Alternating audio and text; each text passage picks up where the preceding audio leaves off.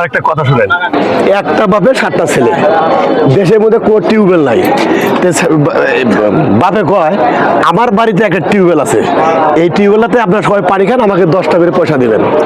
এখন 10টা করে পয়সা নেয়, কিন্তু বেড়া টাকা নেওয়ার পরে কিছুদিন পরে লোক মারা গেছে।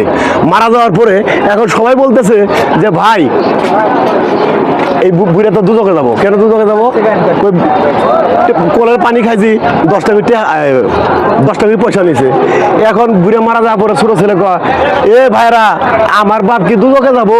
এটা কোনোদিন হয় না। কেন? কাল থেকে যখন পানি নিতে যাবো তখন আবার 1 টাকা করে নিবি, আর তো আসবো পুট করে পানি দিবি। তাই করছে, 1 টাকা করে নিছে, পুট করে পানি দিছে। এখন গ্রামের লোক সবাই কয় কে রে মুরব্বী তো ভালো আছিল, এই এরা তো 1 টাকা করে আর 2 টাকা করে বাড়ি হতে। তাহলে আমার বাবা এখন বেহতে যাবো, এখন সবাই ভালো কইতেছে। কি কি আমরা কি করি ঠিক না? কথা যুক্তি সঙ্গত আছে না? ঠিক আছে।